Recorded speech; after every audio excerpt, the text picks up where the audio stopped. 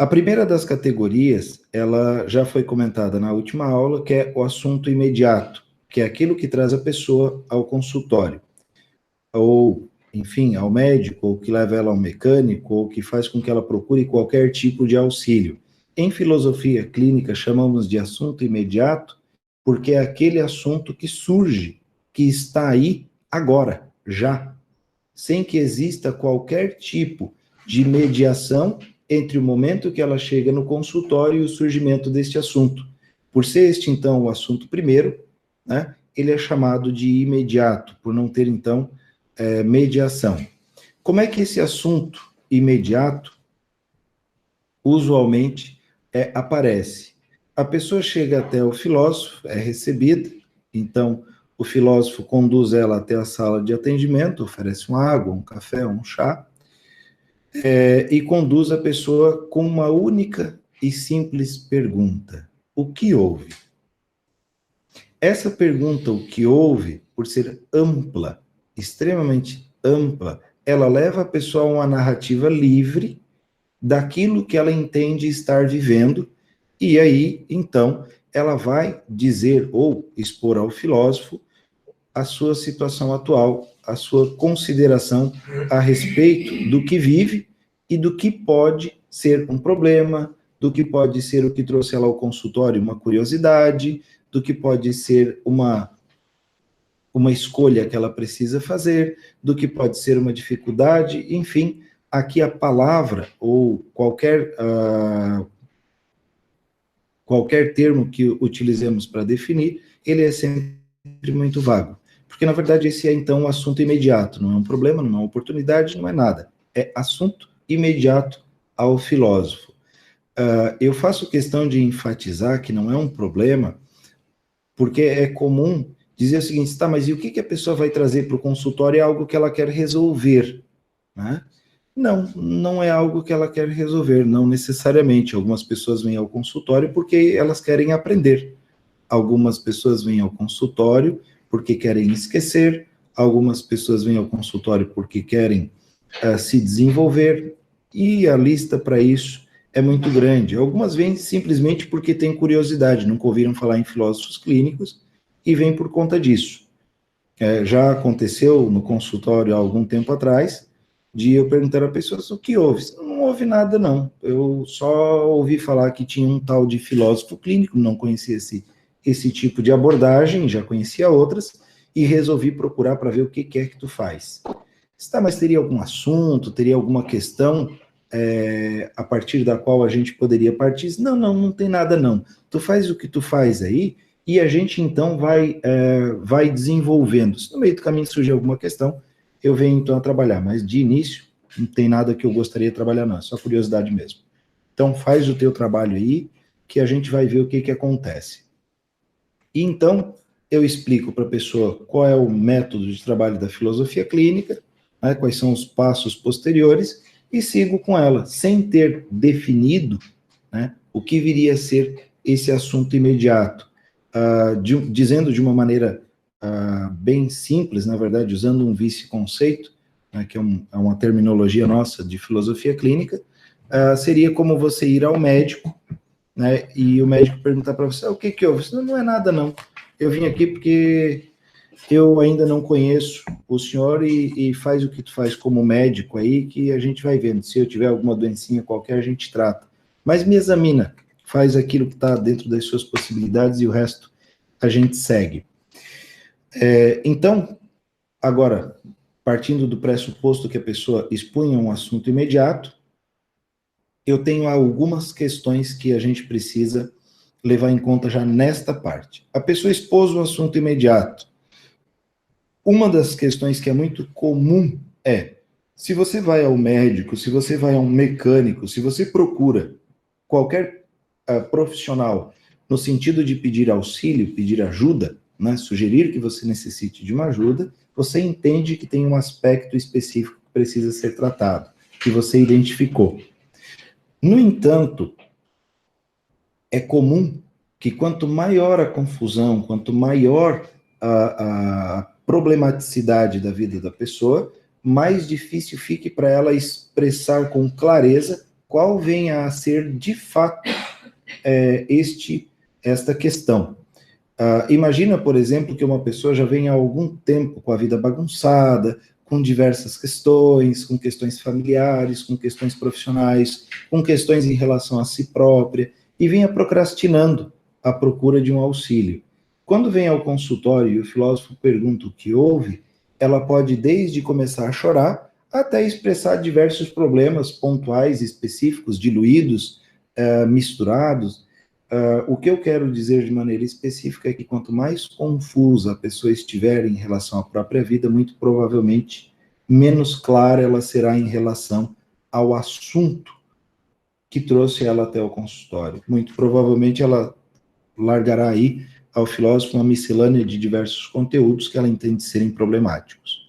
Outra questão ainda em cima de assunto imediato quanto mais bagunçada, quanto mais confusa a situação atual da pessoa, é mais natural que ela possa apontar como causa, como motivo, ou como razão da problematicidade dela, coisas que pouco ou nada têm a ver com a situação que ela vive, com a condição problemática na qual ela se encontra. Dando o exemplo, né, de uma pessoa que, vindo ao consultório, sugere ter problemas com a esposa, que o casamento já vem há algum tempo difícil, que ele não consegue mais ter um diálogo, que já é muito comum entrarem em algum enfrentamento por conta de qualquer assunto ou de assuntos que seriam entendidos como muito pequenos há algum tempo atrás. Se o filósofo entender que este de fato é o problema, agarrar-se a ele e dizer, não, então o seu problema é o seu casamento, beleza, é isso que a gente vai trabalhar, o filósofo está cometendo, para começar, um crime ético, e depois outros tantos crimes filosófico-clínicos.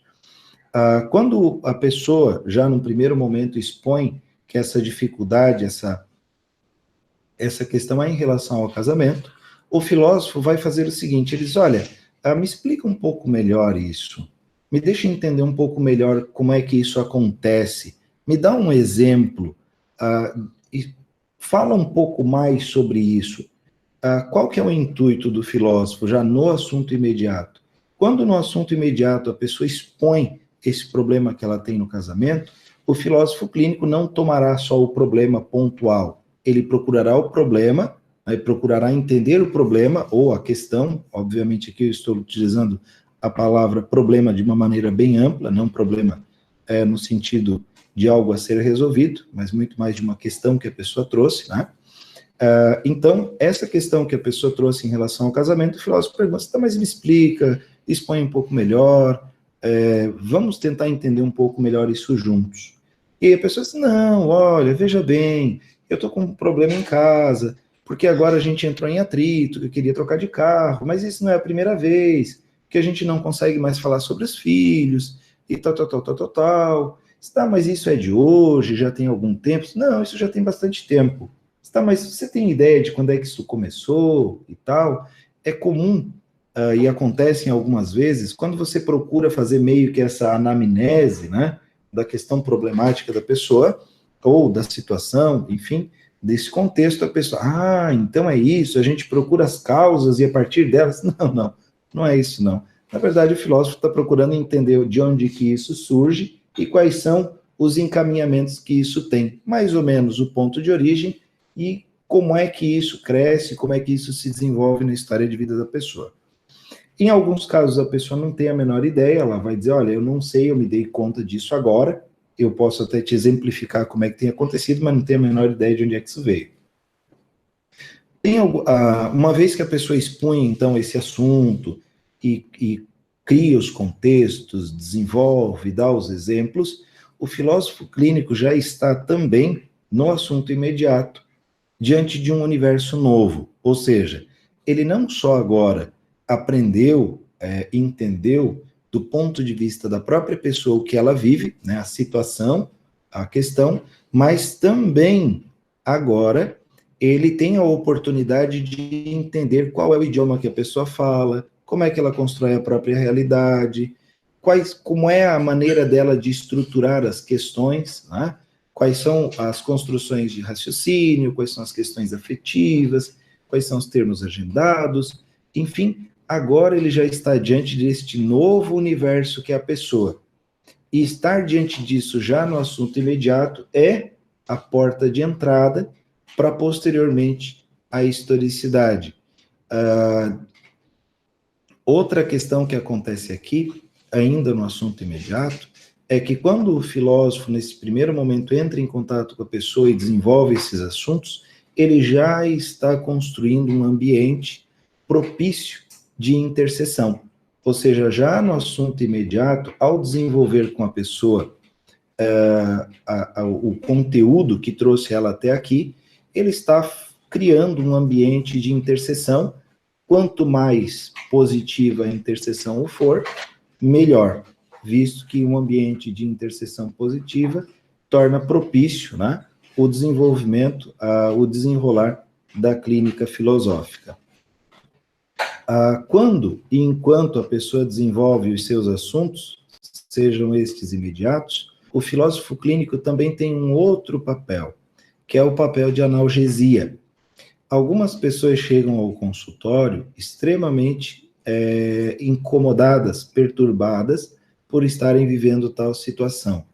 E o fato de ordenar, organizar o assunto e colocá-lo para fora via, né, oralidade, para algumas pessoas já configura o movimento estético, de esteticidade.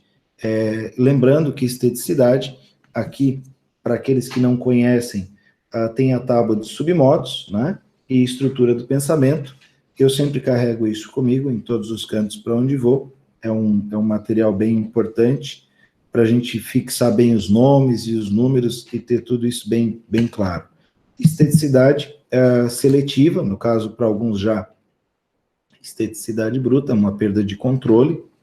A perda de controle, por exemplo, quando uma pessoa, ao perguntar e ao começar a discorrer sobre seu assunto imediato, vai então já para um choro compulsivo, e enfim, já temos aí uma esteticidade, podemos ter uma esteticidade bruta.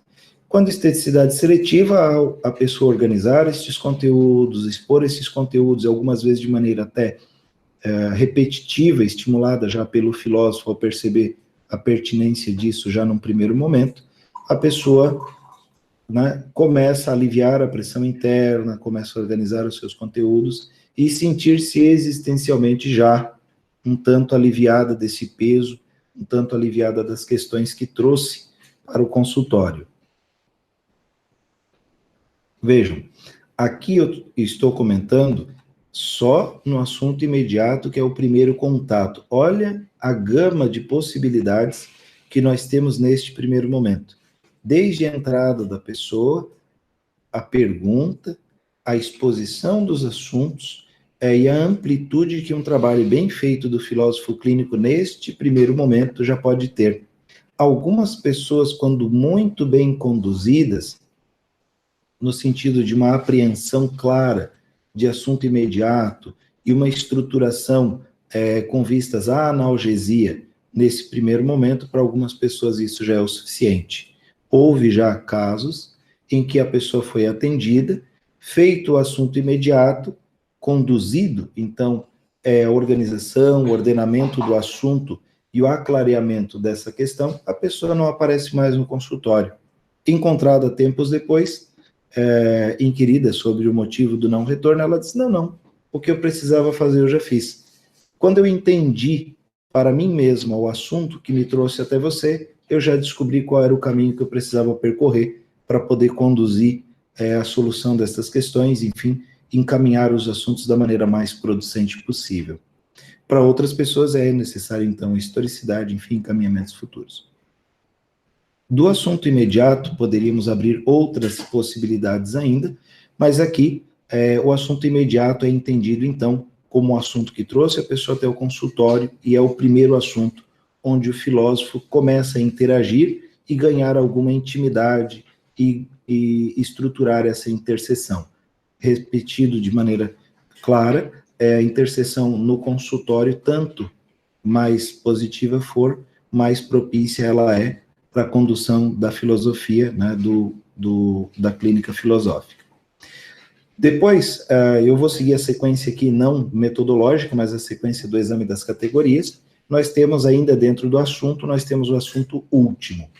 O assunto último na clínica filosófica é o assunto que de fato será tratado, é o assunto que o filósofo trabalhará posterior a toda a parte de historicidade, dados divisórios, enraizamentos, montagem da estrutura de pensamento, verificação de submodos informais e planejamento clínico, né?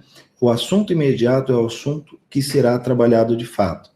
E aqui é onde, em alguns casos, os filósofos clínicos têm alguma dificuldade. Justifico. Em alguns casos, eu já ouvi perguntas do seguinte: eu vou fazer historicidade, dados divisórios e enraizamentos. Alguns já perguntaram o seguinte: mas quando é que eu paro de fazer dados divisórios? Porque se eu fizer dados divisórios consecutivos, nós levaremos anos e anos contando só a história, visto que cada dado divisório ele abre a possibilidade de ampliar e depois ainda os enraizamentos. Para o filósofo clínico, a historicidade ela se desenrola e ela se desenvolve tanto quanto necessário para que ele tenha não só conteúdo, como embasamento técnico, né, de ferramentas, submodos, para que ele possa construir, então, a clínica filosófica em prol, né, de trabalhar junto com a pessoa aquilo que ela trouxe enquanto questão, enquanto, então, assunto a ser tratado. Dito, então, o assunto último. Esse assunto último, uma vez encontrado, é aquele que será trabalhado. O assunto último é um só? Não, podem ser vários. A gente aborda o assunto último de maneira direta, objetiva, específica? A resposta é simples. Não sei. Mas podemos abordar pelas beiradas, ir abordando assuntos periféricos até então chegarmos ao assunto central, que é o último. É assim que a gente faz? Resposta novamente, não sei.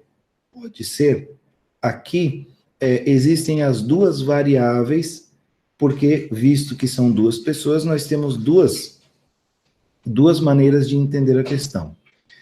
Uma que é o estilo de cada filósofo. Alguns filósofos clínicos entendem que o trabalho com a pessoa e o encaminhamento deve ser o mais indolor possível, né? O mais analgésico possível. E para alguns, então, o trabalho roendo pelas beiradas, né? Utilizando uma expressão, um vice-conceito, ir roendo pelas beiradas até que em algum ponto, sem que isso cause ou causando o menor sofrimento possível, se trabalhará o cerne do assunto último. Para outros filósofos clínicos, entendem via seu estilo que o ideal é a abordagem mais direta, né? O famoso franco e branco, vamos ser objetivo e vamos direto àquilo que a gente precisa resolver. Aqui eu estou falando do estilo do filósofo clínico. A minha recomendação, e é uma recomendação até onde eu conheço a filosofia clínica, é que não se adote esse tipo de entendimento que vai do estilo do filósofo clínico. Muito pelo contrário, aqui o ideal é que se adote, tanto quanto possível, o estilo da pessoa de trabalhar os seus assuntos. E não só o estilo dela, mas também a necessidade ou a ferramenta que é possível de se trabalhar com a pessoa. Para algumas, de fato, a maneira de trabalhar é via objetividade. Você precisa ser um tanto objetivo, utilizando ferramentas contundentes e fazer o trabalho para que a pessoa tenha a resolução de maneira um tanto abrupta. Para outras pessoas, tanto pelas ferramentas que elas disponibilizam, quanto pela maneira como a questão foi construída, estruturada, você terá que ir pelas beiradas e fazer um trabalho um tanto mais lento e construir junto com a pessoa o encaminhamento do seu assunto último. Curiosidades dentro da filosofia clínica. O assunto último, ele não é o assunto aquele que aparece como vedete. Em alguns casos pode acontecer, por exemplo, de ao longo da historicidade, a pessoa anunciar assuntos que são teoricamente complexos, complicados, ou, eu posso dizer via senso comum, entendido como assuntos que devem ser tratados. Isso não vale em filosofia clínica. Explico. É comum, por exemplo, que ao ouvir a história de vida da pessoa apareçam pontos de destaque. Destaque não pela história de vida da pessoa, mas em muitos casos pela contundência do assunto, como, por exemplo, alguém que conta a sua história e em algum momento diz que sofreu abuso sexual. O filósofo clínico ouve, acompanha a historicidade da pessoa e a pessoa diz o seguinte: olha, lá pelos tantos anos, tal, meu pai abusou de mim sexualmente, tal. E aí depois segue a historicidade dela, como se estivesse dizendo o seguinte: olha, lá pelos tantos anos eu comprei um carro, ou como quem diz: olha, lá pelos tantos anos eu decidi ir para a faculdade. Conta e faz uma narrativa onde este assunto ele passa como qualquer outro, é contado de maneira muito tranquila pela pessoa. E o filósofo, por prejuízo, por agendamentos seus, entende que aquele é um assunto que deve ser tratado, visto que o abuso sexual não é nada normal, muito pelo contrário, o assunto é tido como um tabu e, muito provavelmente, alguém que sofreu abuso sexual deve ter algum trauma, né? Deve ter um problema, enfim, algum parafusinho desafrouxou, ou qualquer outra expressão ridícula ou de cunho pejorativo surge aí ao longo dessa questão.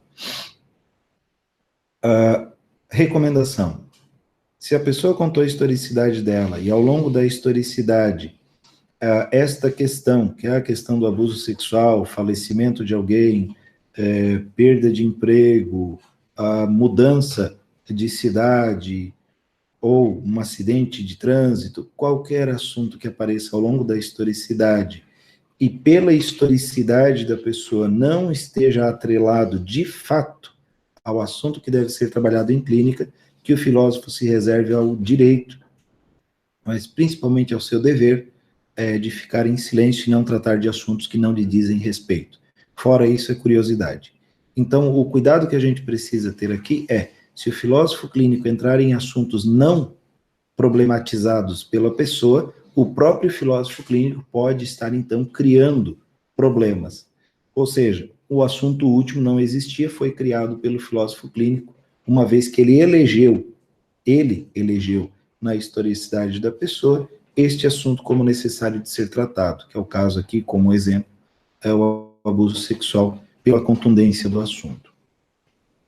Como é que a gente identifica, então, esse assunto último?